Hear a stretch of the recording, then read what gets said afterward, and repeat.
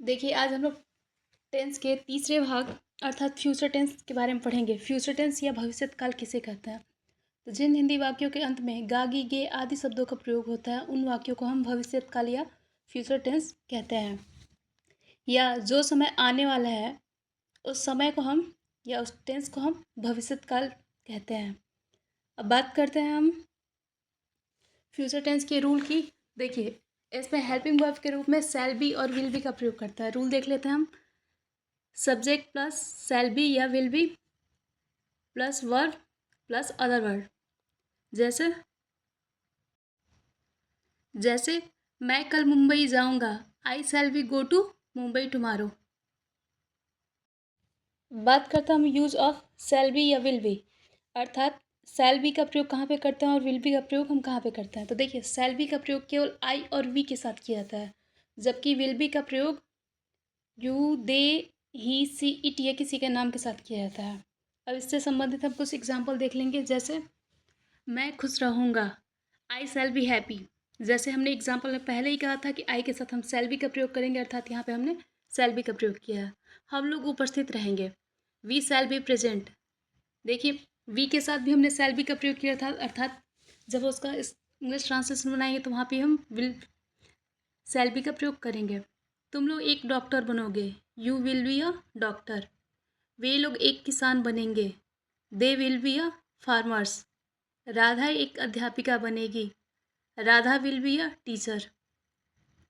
वह एक नेता बनेगा, he will be a leader. देखिए, रूल के अनुसार आई और वी के साथ हमने शैल बी का प्रयोग किया है, जबकि यू, दे, राधा तथा ही के साथ हमने विल बी का प्रयोग किया है। अब बात करते हैं हम फ्यूचर टेंस के इंट्रोगेटिव सेंटेंस की। तो इंट्रोगेटिव सेंटेंस किसे कहते हैं? तो जिन हिंदी वाक्यों में क्या का प्रयोग करके प्रश्न पूछा जाए, उन वाक्यों को हम इंट्रोगेटिव सेंटेंस कहते हैं। रूल देख लेते हैं हम इनका। शैल या will plus subject plus be plus verb plus other word और अंत में क्वेश्चन मार्क। देखिए, इंट्रोगेटिव सेंटेंस की सबसे बड़ी विशेषता यह होती है कि उसमें जिस वाक्य में भी जिस हेल्पिंग वर्ब का प्रयोग होता है, उसे वाक्य के सबसे पहले लिखते हैं। जैसे देखिए, इस फ्यूचर टेंस में हमने हेल्पिंग वर्ब के रूप में शैल बी का प्रयोग कर रहे थे, इसलिए हम जब इसका इंग्लिश ट्रांसलेशन बनाएंगे तो हम शैल विल का प्रयोग सबसे पहले करेंगे। जैसे क्या मैं खुश रहूँगा, शैल आई बी हैप्पी। क्या हम लोग उपस्थित रहेंगे, शैल वी बी प्रेजेंट। क्या तुम लोग एक डॉक्टर बनोगे, will you be a doctor.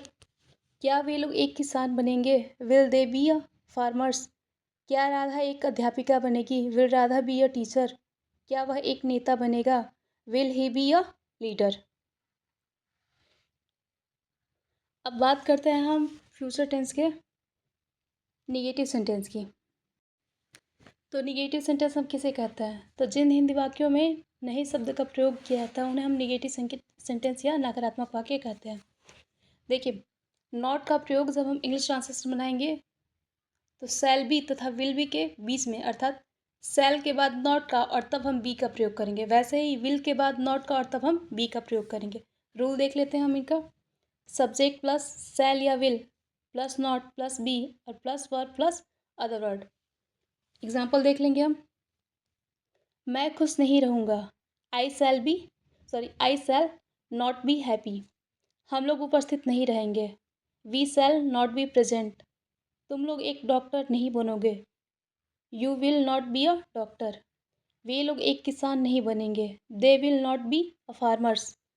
Radha एक अध्यापिका नहीं बनेगी, Radha will not be a teacher. वह एक नेता नहीं बनेगा, he will not be a leader. देखिए, हमने पहले ही कहा था कि शैल और बी के बीच में हम नॉट का प्रयोग करते हैं, जैसा कि आप देख सकते हैं।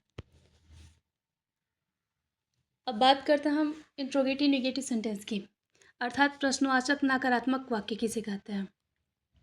तो जिन हिंदी वाक्यों में क्या तथा नहीं दोनों शब्दों का प्रयोग होता है, उन वाक्यों को इंट्रोगेटिव निगेटिव सेंटेंस कहते हैं। रूल देख लेंगे हम इनका। शैल या will plus subject plus not plus be plus verb plus other word, अंत में क्वेश्चन मार्क। जैसे क्या मैं खुश नहीं रहूँगा, shall I not be happy. क्या हम लोग उपस्थित नहीं रहेंगे, shall we not be present.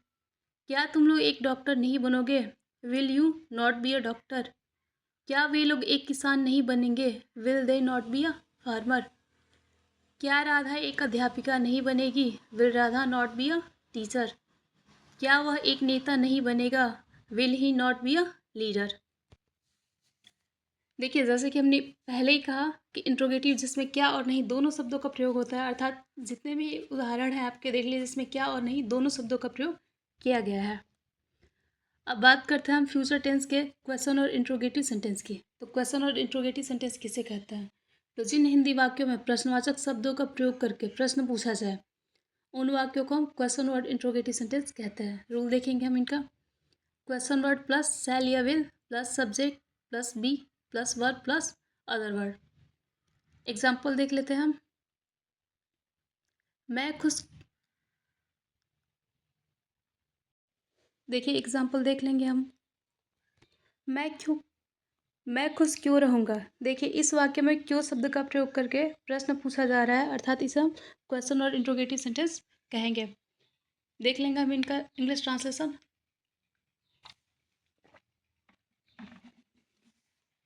Y shall I be happy, अंत में क्वेश्चन मार्क। हम लोग कब उपस्थित रहेंगे? देखिए इस वाक्य में कब शब्द का प्रयोग हुआ है, अर्थात जब हम इंग्लिश ट्रांसलेशन बनाएंगे तो कब का मीनिंग सबसे पहले लिखेंगे। जैसे when shall we be present, तुम लोग कैसे एक डॉक्टर बनोगे? How will you be a doctor? वे लोग क्यों एक किसान बनेंगे? Why will they be a farmers? Radha एक अध्यापिका कब बनेगी? When will Radha be a teacher? वह एक नेता क्यों बनेगा? Why will he be a leader?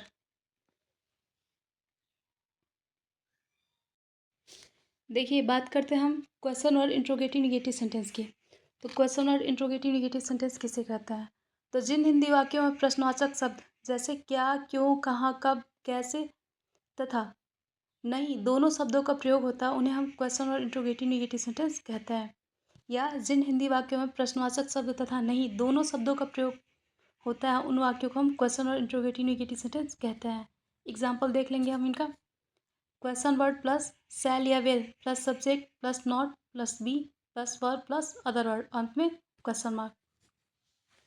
कुछ एग्जाम्पल देख लेंगे हम। मैं खुश क्यों नहीं रहूँगा? Why shall I not be happy? Question mark. हम लोग कब उपस्थित नहीं रहेंगे? When shall we not be present? तुम लोग कैसे एक डॉक्टर नहीं बनोगे? How will you not be a doctor? वे लोग क्यों एक किसान नहीं बनेंगे? Why will they not be a farmers? Radha एक अध्यापिका कब नहीं बनेगी? When will Radha not be a teacher? वह एक नेता क्यों नहीं बनेगा?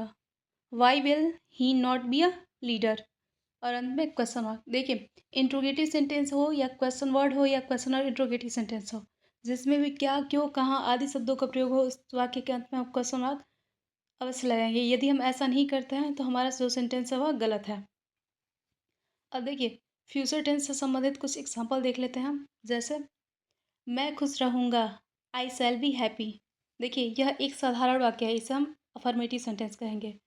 मैं खुश नहीं रहूँगा, आई शैल बी नॉट सही आई शैल नॉट बी हैप्पी। देखिए इस वाक्य में नहीं शब्द का प्रयोग हुआ है, अर्थात इस सेंटेंस को हम निगेटिव सेंटेंस कहेंगे। क्या मैं खुश रहूँगा? Shall I be happy? देखिए इस वाक्य में क्या का प्रयोग करके प्रश्न पूछा गया है, अर्थात इसे हम इंट्रोगेटिव सेंटेंस कहेंगे। क्या मैं खुश नहीं रहूँगा? Shall I not be happy? देखिए इस सेंटेंस में क्या और नहीं दोनों शब्दों का प्रयोग हुआ है, अर्थात इसे हम इंट्रोगेटिव निगेटिव सेंटेंस कहेंगे। मैं क्यों खुश रहूँगा? Why shall I be happy? देखिए इस वाक्य में क्यों शब्द का प्रयोग करके प्रश्न पूछा जा रहा है, अर्थात इस वाक्य को हम क्वेश्चन और इंट्रोगेटिव सेंटेंस कहेंगे। मैं क्यों नहीं खुश रहूँगा?